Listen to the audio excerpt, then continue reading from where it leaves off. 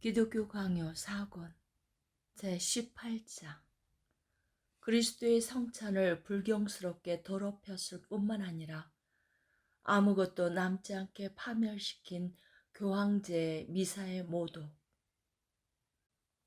첫 번째, 미사를 행하는 자체에 산자들과 죽은 자들의 속죄를 위하여 하나님께 보속하는 공로가 있다고 보는 교황주의자들의 오류. 사탄은 이것들 그리고 유사한 고안품들을 가지고 짙은 어두움으로써 그리스도의 거룩한 성찬을 흐릿하게 만들고 더럽혀서 적어도 그것의 순수함이 교회에 계속 보존되지 않게 하려고 한다.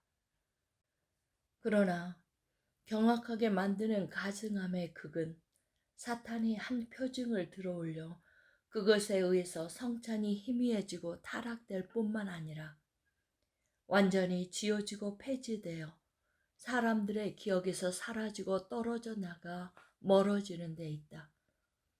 즉 사탄이 가장 전념성이 강한 오류로서 거의 전 세계의 눈을 멀게 해서 미사가 죄사함을 얻는 희생제물이며 제사라고 믿게끔 하는 데 있다. 나는 좀 더 건전한 스콜라주의자들이 처음에 이 교리를 어떻게 받아들였는지 묻는데 시간을 지체하고 싶지 않다. 그들과 함께 그들의 교묘한 궤변들을 우리는 물리친다. 그들이 아무리 억지를 부리고 변호한다고 하더라도 그것들은 성찬의 명료함에 많은 어둠을 덧입힐 뿐이기 때문에 모든 선한 사람은 이를 배척해야 한다. 그렇기 때문에 여기서 나는 그것들을 떠나서 로마의 적그리스도와 그의 선지자들이 세상 전체를 오염시킨 편견에 대항하여 싸우려고 한다는 점을 독자들이 이해하길 바란다. 즉 그들은 그리스도를 올려드리는 사제와 그 제사에 참여하는 다른 자들이 하나님께 공로를 얻는 일이 미사라거나 하나님이 자기들과 화목하게 되시게끔 하는 속죄의 죄물이 미사라는 편견을 가지고 있다. 미사가 받아들여진 것은 단지 일반인의 통상적인 편견에 따른 것이 아니었다. 도리어 그것은 그것을 행하는 자체가 산자들과 죽은 자들의 속죄를 위하여 하나님께 보속하는 일종의 유화가 되는 제도로서 수립된 것이었다.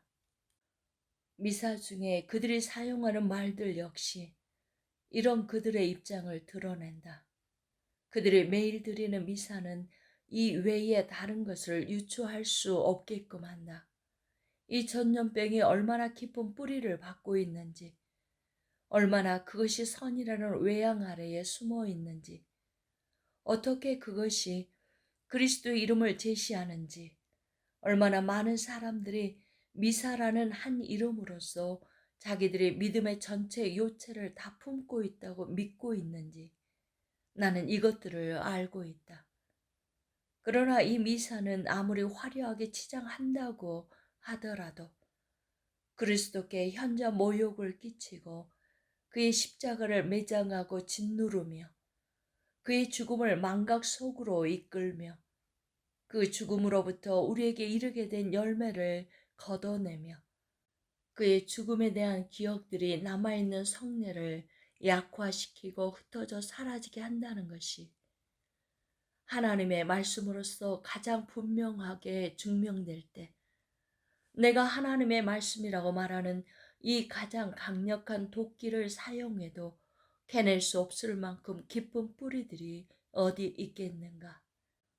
이 빛이 숨긴 악을 드러낼 수 없을 정도로 그 악을 가리는 너무나 그럴듯한 외양이 어디 있겠는가. 두 번째, 첫째, 미사는 멜기세덱의 반차를 따르는 유일하시고 영원하신 대제사장이신 그리스도를 모독하고 모욕함. 그러므로 먼저 우리는 위에서 첫 번째로 지적한 것, 즉 미사에는 참을 수 없는 모독과 모욕이 그리스도께 퍼부어진다는 점을 보여주도록 하자. 그리스도는 아버지에 의해서 제사장과 대제사장으로서 성별되었다. 구약의 규정에 따르면 그들은 일시적으로 임명을 받았다. 그들의 생명은 유한했으므로 그들의 제사장 직분은 불멸할 수 없었다. 그러므로 죽은 사람들의 자리를 대신해서 계속 채워야 할 계승자들이 필요했다. 그러나 불멸하신 그리스도에 관한 한 그를 대체할 어떤 대리인도 필요가 없다. 따라서 그는 아버지에 의해서 영원히 멜기세덱의 반차를 따르는 제사장으로서 정해지셔서 용속하신 제사장 직분을 지니시고 영원한 일을 수행하신다. 이 비밀은 오래전에 멜기세덱을 통해서 표상되었다. 성경은 한 차례 그를 살아계신 하나님의 제사장이라고 소개한 후 어느 곳에서도 재차 그를 언급하지 않는다. 그리하여 그가 끝이 없는 생명을 가졌다는 사실을 전하는 듯하다. 그렇기 때문에 이런 유비로서 그리스도가 멜기세덱의 반차를 따르는 제사장으로 칭해졌던 것이다. 그러나 지금도 날마다 희생 제물을 드리는 사람들은 제사를 위하여 그리스도를 대신할 계승자와 대리인들로서 사제들을 임명하는 것이 필요하다. 이렇게 대처함으로써 그들은 그리스도로부터 그 자신의 영예를 노력하고 영원한 제사장의 특권을 탈취할 뿐만 아니라 그 자신을 아버지의 우편으로부터 거꾸로 뛰어내리려고 시도한다. 그리스도는 동시에 영원한 제사장으로서 머물지 않으신다면 불멸하신 분으로서 그곳에 앉아 계실 수 없다. 그들은 자기들이 하급 사제들을 내세워 그리스도가 죽기라도 하신 듯이 그를 대처하려는 것이 아니라 그의 영원한 제사장직이 중단되어서는 안 되며 견고하게 서야 하므로 그를 돕는 보조 교구장들로서 그들을 세웠다고 구실을 삼지만 가당치 않다. 사도가 전하는 말씀들은 그들이 이런 이유를 내세우며 빠져나갈 수 없게끔 강력하게 그들을 제지한다. 많은 사람들이 새롭게 제사장들이 된 것은 죽음이 그들을 막아서 계속 그 자리에 머무르지 못하게끔 했기 때문이다. 그러므로 그리스도는 죽음에 의해서 방해받지 않는 유일하신 분이며 그에게 필적할 사람은 아무도 없다. 그러나 그들의 타락은 도를 지나쳐서 멜기세덱의 예를 들면서 자기들의 불경건을 변호하려고 든다. 그들은 멜기세덱이 떡과 포도주를 가지고 와서 주었다는 말씀을 거론하면서 이 사건이 그들의 미사에 대한 서막이라고 추론한다. 마치 떡과 포도주를 제공한 점에 있어서 멜기세덱과 그리스도 사이에 유비가 있듯이 보는 것이다. 이는 너무 하찮고 어리석어 논의할 가치조차 없다.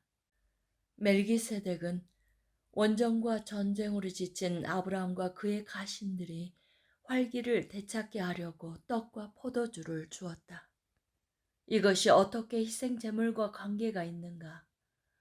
모세는 여기에서 거룩한 왕의 자상함을 칭찬하고 있을 뿐이다. 그러나 이 사람들은 모세가 어떤 언급도 하지 않은 비밀을 조잡하게 만들어낸다. 그리고 자기들의 오류를 가리려고 또 다른 색칠을 해댄다. 우리가 보듯이 그는 지극히 높으신 하나님의 제사장이었더라 라는 말씀이 즉시 뒤따름에도 불구하고 그리한다. 사악하게도 그들은 사도가 축복에 대해서 전하는 것을 떡과 포도주에 적용시킨다. 이것이 나의 대답이다. 멜기세덱은 하나님의 제사장이었으므로 아브라함을 축복하였다. 이로부터 동일한 사도는 우리가 다른 누구를 찾을 필요가 없는 최고의 해석자로서 멜기세덱의 탁월함을 유추한다. 그리하여 낮은 자가 높은 자에게서 축복을 받느니라 라고 전한다. 그러나 만약 멜기세덱이 떡과 포도주를 준 것이 미사의 희생 제물의 형상이었다면 작은 것 하나도 놓치지 않는 사도가 이처럼 진지하고 심각한 일을 잊었겠는지 나는 묻고 싶다. 무슨 말을 제잘거려도 사도 자신이 제시하는 불멸하시는 그리스도가 유일하고 영원한 제사장이시므로 죽을 사람들 가운데서의 제사장의 권리와 영예는 폐하였다는 이치를 덮어버리려는 그들의 시도는 그저 헛될 뿐이다. 세 번째, 둘째, 미사는 그리스도가 자기 자신을 희생 제물로 삼아서 단번에 드리는 영원한 제사를 부인함으로써 십자가에서 다 이루신 그의 의를 받아서 누리는 은총을 앗아가. 미사의 또 다른 능력은 그리스도의 십자가와 고난을 매장하고 짓누르는 데 있었다. 미사의 제단이 세워지자마자 그리스도의 십자가는 내던져지고 만다는 것은 실로 매우 확실하다. 왜냐하면 그리스도가 우리를 영원히 거룩하게 하시고 우리에게 영원한 구속을 얻게 하시려고 십자가에서 자기 자신을 제물로 드리셔서 희생 제물이 되셨을진데 그의 희생 제물의 힘과 효과는 끝없이 계속될 것이기 때문이다.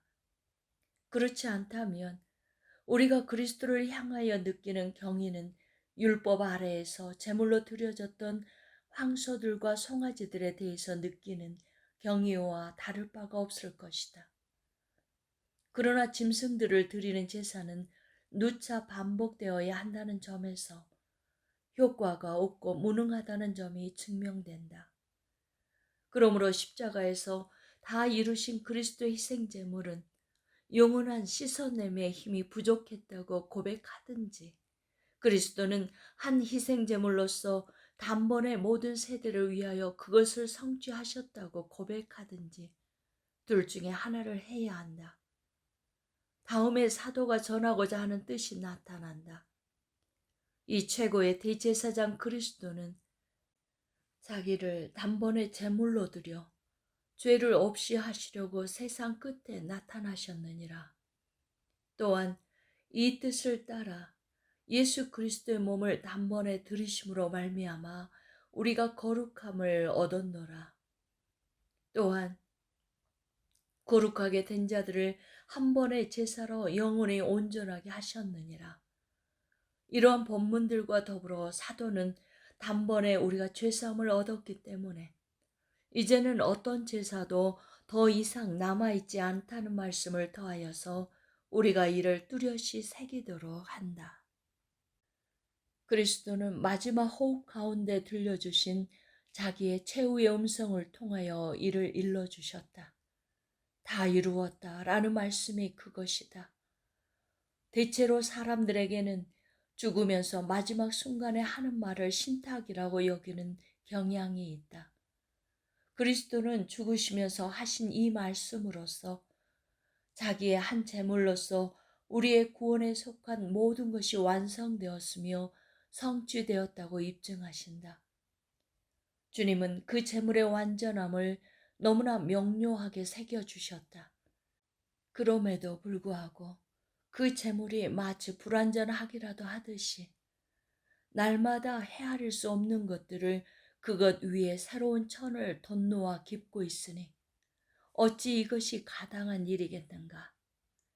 하나님의 지극히 거룩한 말씀은 이 희생 제물이 단번에 드려졌으며 그것의 영원한 힘은 용속한다라는 것을 확정할 뿐만 아니라 부르짖고 호소하기 때문에 이 외에 다른 것을 요구하는 사람들은 주님이 들이신 그것이 불완전하며 연약하다고 모략하는 것이 아니고 무엇이겠는가. 그러나 미사는 수십만의 희생 제물들을 날마다 드려야 한다는 조건하에 전승되어 왔던 바 그리스도가 자기 자신을 유일한 제물로 삼아서 아버지께 드리신 그 고난을 매장시키고 수장시키는 목적 외에 무슨 다른 목적이 있겠는가. 눈이 멀지 않은 사람이라면 이렇듯 분명하고 명백한 진리에 맞서서 겨루는 것이 사탄의 당돌함이라는 것을 누가 보지 못하겠는가.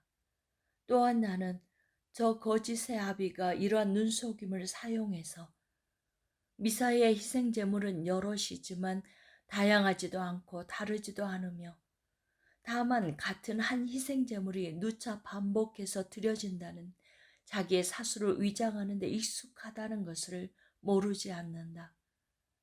그러나 이러한 연막은 쉽게 거쳐진다. 왜냐하면 사도는 전체 논의를 통하여서 다른 희생 제물은 없고 하나의 희생 제물이 오직 한 번만 드려졌으며 결코 반복될 수 없다고 주장하기 때문이다. 간교한 사람들은 더 은밀한 틈으로 도망친다. 미사의 제사는 반복이 아니라 적용이라는 것이다. 그러나 이 궤변도 쉽게 논박된다. 그리스도가 자기 자신을 희생 제물로 삼아서 단번에 드리는 것은 날마다 새로운 제사를 드림으로써 그것을 인증하라는 조건에서가 아니라 그 은총의 복음의 선포와 성찬의 거행으로서 우리에게 교통되게끔 하시기 위해서였다. 그리하여 바울은 우리의 유월절 양 곧 그리스도께서 희생되셨느니라 라고 전하고 우리에게 명절을 지키라고 명령한다. 이것이 십자가의 희생제물이 우리에게 올바르게 적용되는 방법이라고 나는 말하고자 한다. 그것이 우리에게 교통되고 우리가 그것을 참된 믿음으로써 받을 때 우리는 그것을 누리게 된다. 네 번째, 선지자들이 모용들을 사용하여 이방인들의 제사에 대해서 예언한 말씀들은 그리스도에 의해서 성취되었으므로 미사의 근거가 될 수 없음. 미사의 희생제물을 지지하기 위하여 그들이 이 외에 어떤 다른 기초를 제시하고 있는지 들어볼 필요가 있다. 여기에서 그들은 주님의 때가 이르면 온 세상이 자기의 이름에 향과 깨끗한 제물을 바칠 것이라고 약속하신 예언을 인용함으로써 자기들의 입장을 설명하려고 든다. 하나님이 이방인들을 부르심에 대해서 선포하면서 율법에 따른 외적인 의식을 특정해서 상기시키심으로써 그들에게 하나님께 드릴 영적인 예배를 권고하는 것은 선지자들에게 새롭거나 낯선 일이 아니었다. 이렇게 하여 선지자들은 자기 시대의 사람들에게 이방인들이 종교의 참된 연합체로 부름을 받았다는 사실을 더욱 친근하게 공표했다. 마찬가지로 자기들이 속한 시대의 모형들을 사용하여 복음을 통하여서 제시되는 실제를 기술하는 것이 선지자들이 모든 사안을 다루는 통상적인 방식이었다. 예컨대 여호와를 향한 회심은 예루살렘으로 올라감으로써 하나님에 대한 숭배는 모든 종류의 예물을 드림으로써 그리스도의 나라에서 신자들에게 주어지는 하나님에 대한 더욱 충만한 지식은 꿈과 환상으로서 표현된다. 그러므로 그들이 말라기서에서 인용하는 것은 이사야의 예언과 다를 바 없다. 이사야는 새 제단이 아수르와 애굽과 유다에 세워질 것이라고 예언한다. 첫째로 나는 이런 식으로 미사를 변호하는 자들에게 그들이 이사야의 예언이 그리스도의 나라에서 성취되었음을 인정하는지 묻는다. 둘째로 그 제단들이 세워졌다면 어디에 있는지 묻는다. 셋째로 이 세 나라들 각각에는 예루살렘의 성전이 있듯이 지정된 성전이 있는지 묻는다. 이사야는 여기에서 자기가 속한 시대에 적합한 모형들을 사용하여 하나님에 대한 영적인 예배가 모든 세상에 퍼져갈 것이라고 예언하고 있다. 그들도 이를 깊이 숙고해 본다면 나의 견해를 인정하리라고 믿는다. 이것이 그들에게 주는 우리의 대답이다. 이 사안에 대한 예들을 우리는 자주 만나게 되므로 나는 더 많이 이를 열거하는 데 관심이 없다. 그들은 비참하게도 속임수에 빠져서 미사 외에는 다른 어떤 희생 제물도 인정하지 않는다. 신자들은 지금 주님께 본체 자체로서 희생 제물을 드리며 깨끗한 제사를 올린다. 이에 대해서는 곧 언급될 것이다.